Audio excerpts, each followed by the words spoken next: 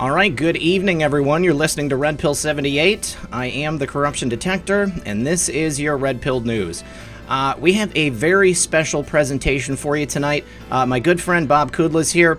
For those of you who don't know, Bob is kind of like my financial guy. If I've got any questions about the market or where things are going, talking about gold, the Fed, pretty much anything that has to do with money, this is my guy. But Bob, we've been trying to get you here on the program for a while, and I know you've been super busy, so I really appreciate you coming on today. Oh, hey, thanks, RP. I really appreciate it. Great timing too with what's going on in the world. That's for sure. Yeah, it's a lot of crazy stuff. That's how the financials work. It's one way when you wake up, and then it's something else when you go to sleep. But I hear that you did pretty well today. Yeah, so this trade news has always been they kind of use it as a kind of a fishing lure to bring the market higher, and they use it to suppress gold and silver, and we weren't buying it because the Chinese were kind of negative already when they came into the meeting, and lo and behold, after the market closed today, the Chinese are going to go home a day early, and they're disappointed that we're not going to take sanctions off, and the stock market rolled over overnight, and gold and silver popped. So we positioned our subscribers to stay short the small caps and the Nasdaq, and to go long the miners, and it looks like we're going to get paid again tomorrow. Well, I know what you do, but for those of us people in the audience who are not familiar with you, why don't you just tell us about yourself and what you do with your business and why you're so successful? Yeah, so I'll start telling you a little bit about who I am. I'm born and raised in Pennsylvania, and I went to school there.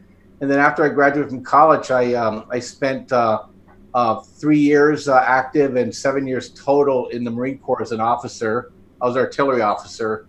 And then once I left the Marine Corps, I joined 2 software companies, and I did that for 25 years. And I went from being in sales all the way up to becoming an executive, and at the end was involved in mergers and acquisitions and strategic planning, and which kind of fits what I'm doing today.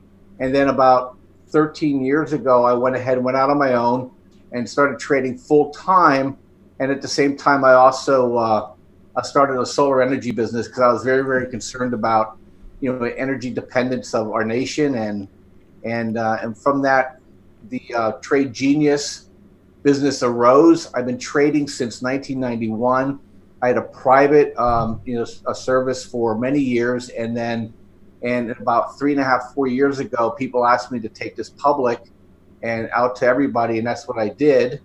And what we do at Trade Genius is that we educate, we inform, and what we try to do is use our algorithms, which look at buying pressure and selling pressure, and from there we provide trading signals. And we also have a chat room, a trading room, where we're open 24 hours a day, 7 days a week, and then we trade all the markets. So we trade the stock market, we trade ETFs, and then we also are big in cryptocurrencies. And I have an expert that trades the cryptocurrencies with me, and he was a miner from the beginning. He's been trading crypto since 2011. There's nobody knows that market better than he does, and we've been doing quite well in that market as well. And I shot you over our track record. We do extremely well, and we average probably close to 10% gain per trade, and we're what called short swing traders. So we're typically in trades from 3 days to 2 weeks. And, we're not Lambo people, but we definitely promise people that we can help them make money nearly every day in the market and just keep grinding their portfolio higher. And then what we do is we're macro traders, RP. So what we do is that we look at themes that we think have staying power. And obviously the stuff that we're talking about today, the government is just going to overspend, and we know that fiat is just going to be coming out of our ears. So, yeah, and I'm a gold bug, so we're all things precious metals, RP. So, we trade gold, silver, platinum, palladium. We trade them through the miners, and we trade them through ETFs, and we do extremely well. And we think that theme has legs because, the debt's not going to be able to get paid back. We definitely are of the belief the grand solar minimum will have impact on food prices. And so we look at opportunities to trade food stocks and commodities when we can there. And we definitely think the banking system's in trouble. And then we're really big on trading cryptocurrencies and primarily Bitcoin. And then we trade the alts against that to keep building our stack. So that's what we're all about. And right now, too, we think the market's overvalued. So we're looking at opportunities to short the market primarily through ETFs. So we don't do anything fancy, nothing that a regular retail trading person can't do on their own. And then we teach people how to do that. We trade them, and then we also give them access to our algorithm as part of the service. So what we charge for what we do, RP, is nothing compared to what we provide people. And in fact, I put together some specials for your listeners if you don't mind me sharing that. So please, they go ahead and they buy by Saturday night. We put together 6 bundles that are heavily discounted. If you're a beginning trader or an advanced trader, or if you trade cryptos or stocks, you could pick a bundle that'll work for you. So that's what we're all about. And we like to think we're the good guys, and we really try to help people. And we love what we do, and we hope that we help make people better traders, and more importantly, provide an independent stream of income, and so defense for the families. That's really important. I get a lot of questions about the financial markets, the precious metals market, crypto. For a lot of people who have never done this stuff before, it's kind of mystifying, and I think it's scary for people to get into it. So that's why I thought it was a cool thing that you guys do there, is because it allows people to kind of see like a proven track record of how it works, and before they just jump in there. Joe Schmo off the street, I got to call somebody and tell them, 10 shares of this or 10 shares of that, and I'm shooting blind. I have no idea what it is that I'm purchasing or how it's going to do. Yeah, and we have a lot of people that are new, and we definitely help walk them through it, and that's what's important about the chat room. We also do personal coaching, and we have a whole training package too. So it depends on what people are looking for. We definitely can help them, and I'm always available. If the market's open, I'm in the room, and you don't find that with a lot of services, and so we're pretty hands-on, and we love it when our subscribers are successful. And I'll be happy to send you, when we talk in the future, to some of the comments from the people that trade with us. Definitely. So you get a sense for that as well. Yeah, definitely. I like that. Probably one of the biggest questions that I get is in relation to the global financial reset. What happens if... because I had sent you that article about the central banking. I think we both agree that central banking is not good. Having our currency not backed by anything of value is really bad. It's the reason that everything is so expensive nowadays, why inflation has just continued to grow and grow and grow. What's going to happen if we do have a financial reset? What if President Trump takes us out of this central banking system and we find ourselves with all the money in our bank accounts being essentially worth nothing? What are we going to do? Yeah, so, if President Trump does it, I'm sure he's not going to leave the ordinary American, abandoned. But the global reset is a real concern. It's not a tinfoil hat thing. Every country in the world right now is printing fiat like it's going out of style. Yeah. And President Trump has made a selection to the Federal Reserve by a lady named Judy Shelton. She's a gold bug. And so what I think will probably happen at some point, RP, is that they'll reprice gold, or a basket of hard currencies or commodities, to then back a new dollar, if you will. And they may turn around, just like what Roosevelt did in the early 30s when he just repriced gold, is that they just will reprice gold. We'll wake up one day and we're like, wow, why is gold worth that much more? And they'll use that then to retire the debt that they have. Okay. And so that's one way they may do it. The other way they may do it is Trump may just say, hey, we're just not paying this back. Or we're not paying back any of the external debt to anybody anymore. We're going to do what they call a debt jubilee. And so that's probably a likely scenario too. But inside the United States, we're all going to take a haircut. It's not going to be painless. If they reprice gold, basically everybody's standard of living is going to fall. That's the bad thing about the whole thing, RP, is that the standard of living for people are going to fall. They spent us into poverty And that's why, we're screaming and you're screaming, look, you have to own things that cannot be counterfeited. You have to have something of value that you can then trade to be able to survive. Because if you have nothing, you're going to be at the bottom of that rung. So that's why people are really interested in the cryptocurrency, because it's totally outside the banking system. That's why people like gold and silver, because you can't counterfeit it. They've tried for thousands of years, and even in case of a farmland that's going to be productive, and income producing properties and even income producing companies are places where you're going to be safe, in terms of a reset. And but I think it'll be sudden. I just don't know when it's going to happen. I think they're pushing really hard right now to test that. And I think Trump's I think over the next 12 to 24 months, depending on, I'm assuming he'll get reelected, is that they're going to push a huge stimulus package through. And I think they're just going to blow the doors off the budget. So people need to protect themselves and to make sure that they're not going to be the ones that are going to be on the outside looking in. So you said that they'd reprice gold. Do you mean that like gold is around $1,600 right now or whatever it is? Are you saying that we'd wake up and it'd be like $3,200 or it would be like $500? I'm talking, it could be like $85,000. Holy. and I'm not being dramatic here. That number, really where that number comes out is that you can reprice the entire debt. And why not? You could just say, yeah, I'm gonna call all my treasury bonds in, and we think gold is now $85,000. You can take the gold off our hands, or your debt is worthless to us. We're not going to accept it. Okay. So yeah, but I'm not saying it's going to be that. I was kind of being a little bit dramatic there, but I like it though. Just like Roosevelt did, he repriced gold and he jumped it, and Nixon repriced gold. Remember, this isn't the first time this happened. When Nixon left the gold window, basically gold's been repricing all along. And I think they're going to do another major reset, just like they did with Roosevelt. That's pretty incredible to think that would happen. Do you think that would just be with gold, or do you think they do it with like silver, platinum, palladium? Would it be precious metals all across the board? Yeah, that's when I use the word gold, I typically mean that in conjunction with all the precious metals. Okay.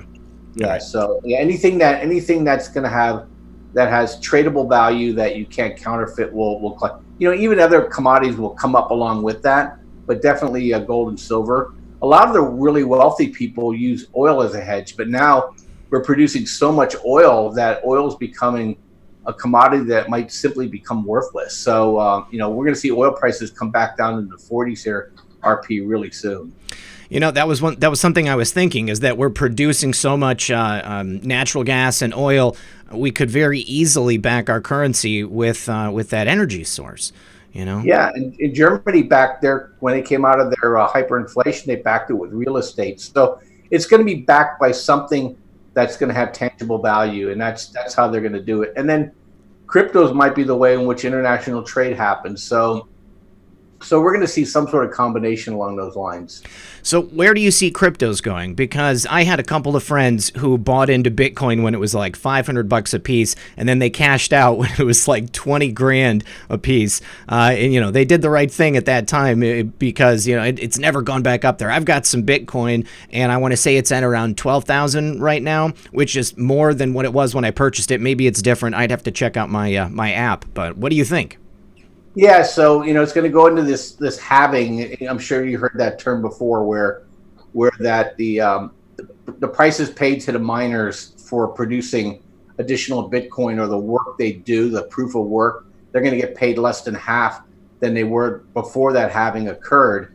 And it also at the same time, 2021 really comes where the meaningful limit of Bitcoin is going to be out into the market. They're at the 21 million Bitcoin, and so that's going to become more of a scarce commodity.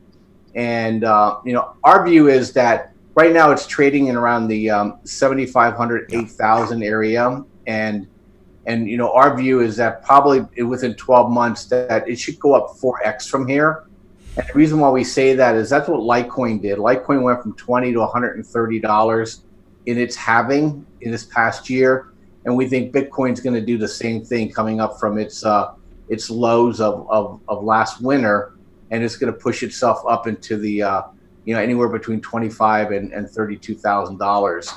Nice. And then from there, we'll just have to wait and see, what the market holds. Every time there's turbulence, especially in China, you see a bid on Bitcoin. And what a lot of people don't realize is that 80% of the Bitcoins don't trade at all. So it doesn't take a lot of buying pressure to really, really move the price higher. And that's our view. We think it will. But in the meantime, we're not myopic. We just look at our buying pressure and selling pressure, and we add as it dips, and you take a little off the top when it gets to the top of the range, and over time you're building up your stack, and then when it explodes, you're able to have accumulated more Bitcoin, and then obviously if you like Ethereum and Litecoin, you can do the same thing with those as well. What do you see as being the next Bitcoin? I mean, there are so many different cryptocurrencies out there. I think that's another thing that people are, they feel daunted by, because, I've got the Coinbase app, I've got Jack's Liberty, all of these different cryptocurrency wallets and apps, and I have no idea what I should be purchasing because it's just so many. Yeah, we like Bitcoin. It's good to be the king. Okay. So, and there's going to be some niche products out there that are going to come and go, and you're going to be able to have quick moves in it. But I advise most people is just focus on the king, and you're going to do just fine. The purpose of owning cryptocurrency is is a hedge against the banking system. Sure. And to preserve wealth when all these governments start to collapse. And geez, RP, what's going on in the world today? I mean, something can come out of left field tomorrow. I mean, this thing with Turkey and the Kurds and Russia and Syria and the Saudis, people, the only way you can get your money out of Dodge fast is you convert it into crypto, and it's out of the country instantaneously because, it's everywhere always. And so I just think there's just going to be a natural bid as we get more and more erratic going into the future. And then, who knows what's going to happen with our politics too. Even America might get a bit unstable as well. What do you think about the possibility of backing American dollars with crypto? I don't know. Well, that's what the central bankers want to do. Yeah, that's a Trojan horse. Okay. That's like. Can you imagine the way China's surveillance state? Oh, by the way, and we'll own the currency, and if your social score is not right, you don't get paid. Yeah. I think it would scare the heck out of a lot of people. I see a lot of things, people talking about a gold-backed cryptocurrency, and some of the miners actually want to have a metals-backed cryptocurrency exchange so that they can put their metals into the marketplace without the bankers stealing and taking their cut from them by doing the naked shorting that they do to suppress gold and silver prices. So I think you'll see some commodity-based ones, RP, and then I think people are going to be really, really reluctant unless they're forced at gunpoint or penalty of jail to take on these national digital coins, which are starting to get a lot of play here around the world. What do you think about Libra, Facebook's cryptocurrency? Because I know that PayPal just recently pulled out of the whole endeavor, and I guess Germany is kind of leery about it. They're saying that only governments should be creating currency, even though our government doesn't create currency. It's the Federal Reserve, which is not a federal organization. Yeah, I think it's died in the crib. So the only way they're going to let anything go is that the only reason why the central banks are allowed is that they although it's private, they pay their extortion fee to the government. There's no way they're going to let Facebook run a currency without any government involvement at all. So I think the Libra coin is probably was a nice idea that I highly doubt it'll be anything more than anything niche within Facebook themselves. I'm surprised they came out first. I would have swore Amazon would have jumped that, but I like Bezos for that too. Yeah, Bezos is pretty smart. He probably smelled the politics of that and stayed away. Well, you had mentioned China earlier. It's a scary proposition how much of our money and our economy is wrapped up in China and the emotions of the Chinese government. What's hilarious about this, because the reason I bring it up is because we were talking earlier, and this morning, there's the reports are that stocks are rallying, futures are rallying because we're perhaps going to have this trade deal with China. By the end of the day, the Chinese back out, and stocks and futures have plummeted. And you said something about shorting earlier, and tell me exactly what you did so that we know how you made the money. Yeah, so let me talk the macro picture, then I'll talk about what we did tactically. First of all, it's really the deep state that tries to make the China thing bigger than it is. Okay. We, as the United States, only 14% of our GDP is involved in trade. We're a self-contained nation. The people that are getting hurt by the whole China trade thing are the really wealthy globalists who've been selling our country out for the last 20 years, and now are getting spanked a little bit because China's punishing them because they couldn't keep our government under control. And so they're the ones that control the media. So they're always screaming about how China trade wars are going to destroy the United States. There's nothing can be further from the truth. If China trade went away, we would be inconvenienced for about 6 to 9 months until we found other supply chains for lower cost products. Mm-hmm. China would be dead because they only import things they absolutely need to survive or to build their product base. So that's a red herring. And I think what you're going to see is the emperor has no clothes. When Trump talks about trade deals, I don't think he really wants one, to be honest with you. I think he does that to just like he always does. He's a master troller. Yes. But it's in our best interest for us to gain some sort of equity with the Chinese because they've been bleeding us dry.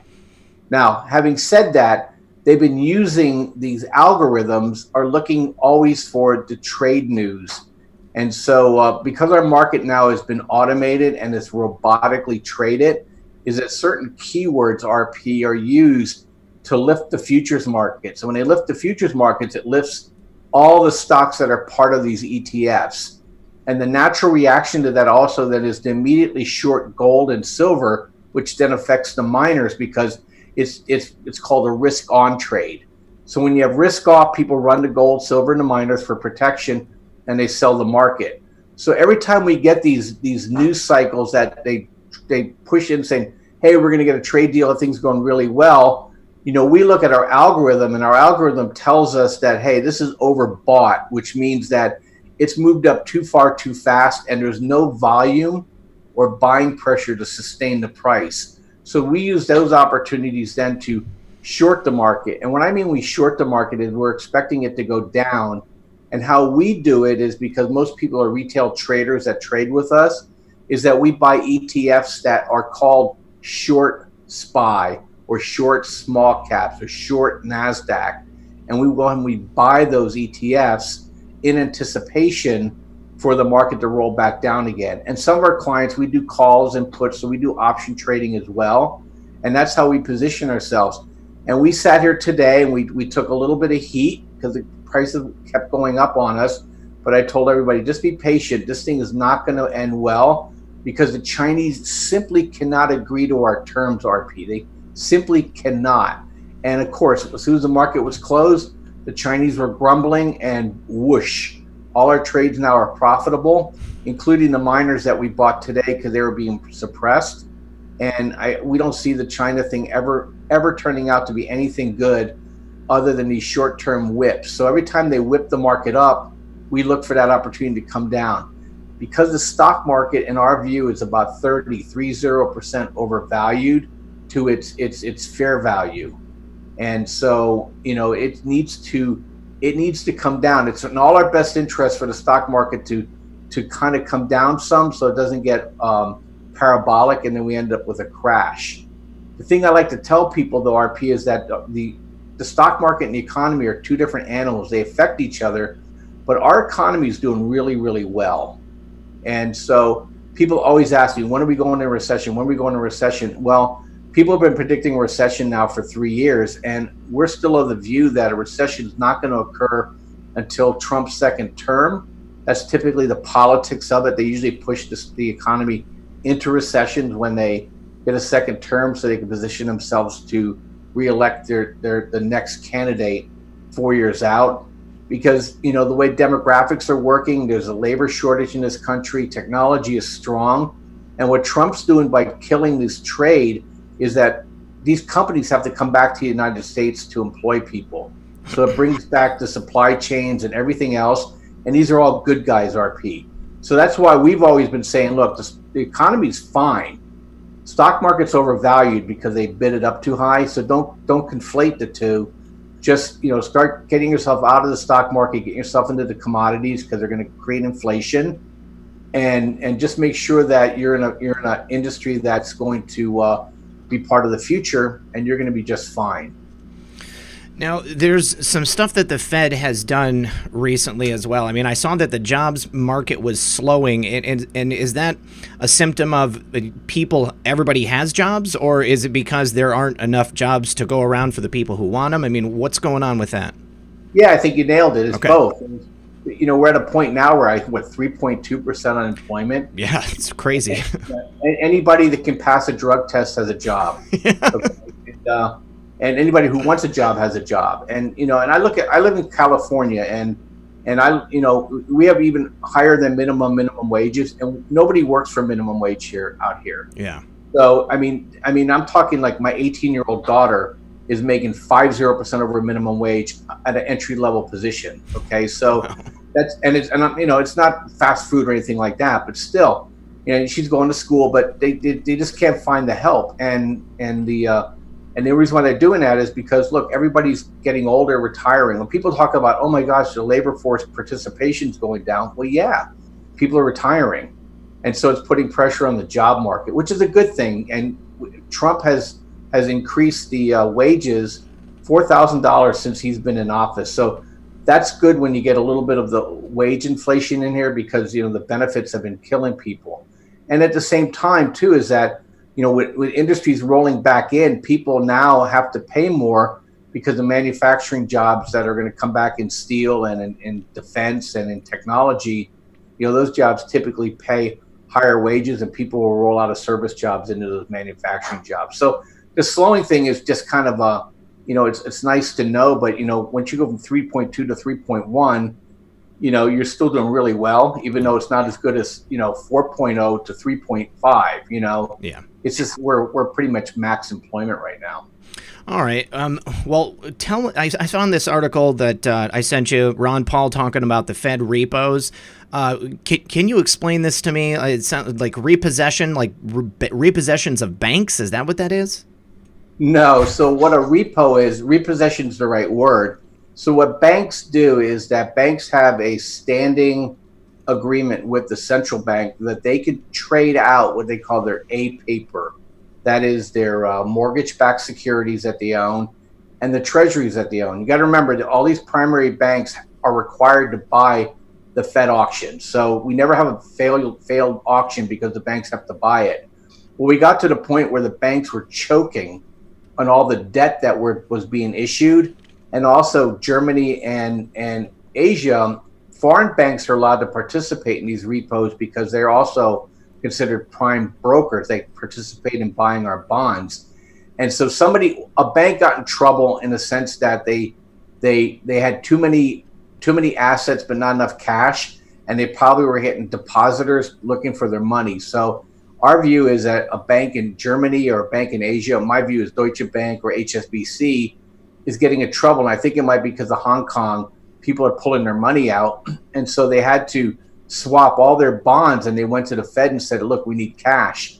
But the amount of cash was absolutely stunning, RP. They pushed more cash into the system than we did during the entire great financial crisis. Now, if this was a normal thing, then they would then take those bonds that they gave to the bank, central bank, and that's where the repossession comes in. They're going to repossess those back, but they got to deliver the cash back.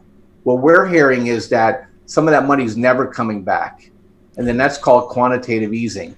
Yes. And it's a stealth QE they're doing. So there's a bank that's in big trouble. They're liquefying that bank because people are taking their money out of the bank and they're just stuck with loans. Now, we don't know when, but if those loans start going bad, RP, that's when we'll have the great financial crisis revisited upon us again, because that bank may simply go under. And our view is it's probably the Hong Kong banks that are part of the primary broker. The people are just bailing out of Hong Kong like crazy, and they're moving their money to Singapore. Yes. And so that's what the repo thing is. And it was just amazing amount of money. I think almost nearly $1 trillion. Yeah, $700 billion. Yeah. Mind numbing. It's so much money, and it was a crazy amount, like on a daily basis. I can't find the figure, but like every single day they were pumping like, hundreds of millions of dollars into the system. Yeah, 75 billion a day. Yes, just nuts. It's more than you make, RP. Oh, it's a lot more than I make. I had heard that there was some issue in China with HSBC specifically because they were trying to track where the money for these Hong Kong protests were coming from. And apparently they were paid for out of a bank account at HSBC. And so China was very upset. Now, I would imagine, if I was in Hong Kong and I was part of those protests, I would probably pull that money out of there pretty quickly myself and get it overseas. Yeah, you're right. And also the mining activity for crypto, Bitcoin in Hong Kong was astronomical. So people are converting out of the Hong Kong dollar as fast as they can. They're moving their money out of those Hong Kong banks as fast as they can, and they're getting it overseas. And a lot of these people, hopefully they get to go overseas too, so they don't get trapped there. Can you imagine that their economy tanks and they're stuck on an island with 8 million people? Wouldn't be a very pleasant place to be. It's not going to be fun, and especially if they've got no resources. I know that the whole thing started with the Chinese government wanting to export people for criminal activity back into China to the mainland for trial, and apparently that's not going to happen now. But I don't see a world in Hong Kong anytime soon where they don't have like this totalitarian police state level of control that they've got right now. Because I think the Chinese government is a little bit itchy on the trigger finger, because they've seen what all these people can do when they really want to stand in the way of whatever China wants. Yeah, they're scared to death that this gets repeated in another Chinese city. Yeah. That's the one thing about the emperor has no clothes. As long as they have the illusion of control, they have control. And somebody told me the other day, they said, "Hey, Bob, the French aristocracy thought they were in control too before the French Revolution." So it doesn't take much to tip it, and so they're very scared. Look at Xi overplayed his hand. He's a dangerous guy, and I think that's why Trump's pushing hard now. He thinks he's wounded, and I think why I think Trump's not trying to create something there. He's trying to create a splinter there, because not everybody's monolithic in China. There's factions that want to have a more normalized relationship with the United States, and there's factions like Xi's, which is ultra nationalistic, and so they may end up having some sort of internal strife there as well. But they definitely screwed up with Hong Kong. They did not expect the reaction they got, and now they have to live with it, because those people won't back down. They can't back down. If they back down, they're dead. So they have 8 million people whose backs are against the wall, and they cornered a bear, and now they got to deal with it. Yeah, that's about it. Well, Bob, did you have anything else that we didn't hit on that you wanted to talk about today, bring up? No, I think we hit it up pretty well. I just think, keep your eye now on the Middle East again. Something's going on there. Turkey's trying to reinvent the Ottoman Empire, and they're going to try to play the U.S. and Europe against Russia, and so that might be an event that will come out of the blue here that can affect things really fast. So I just keep an eye on that. But other than that, the macro things that we've been following, RP, I think have legs, and I look forward for us being able to get together really soon again to continue down this conversation. So if people have any questions for me, please pass them on to me, and we'll address them as we can. And if you want to take advantage of what we do, please check us out. I think you'll really like what we do. So do they go to tradegenius.com or? Yeah, go to tradelikeagenius.com, and you can reach us through chat, through email, pick up the phone. We answer all three, and we'll be happy to walk you through what we do and how we do it, and and you know, get you on your way and join a really good group of like-minded people that, you know, just want to survive and thrive here in the future. Okay, awesome. Well, Bob, thank you very much again for doing this, and I hope that we can do it again next month. I think that we answered a lot of questions that I've been, you know, getting emails about, so hope that this helped you guys at home, and once again, thank you for joining me. As always, this has been Red Pill 78. I am the Corruption Detector, and this was your Red Pill News. Thank you once again, Bob. Have a great day, everybody. Thank you. Hey guys, it's Red Pill. I just wanted to say once again, thank you very much for supporting my channel. If you want to, there are links in the description of this video below for several different ways that you can help out. Also, don't forget that when you support my sponsors, you are supporting the channel. Without them, I would not be able to keep doing the work that I'm doing. Also, if you are not already, please make sure that you are subscribed to the channel and that you click that notification bell to make sure that you get notifications every time that I do put a video out. And you can also follow me on Twitter at RedPill78. So thanks again, you guys, and I'll see you next time.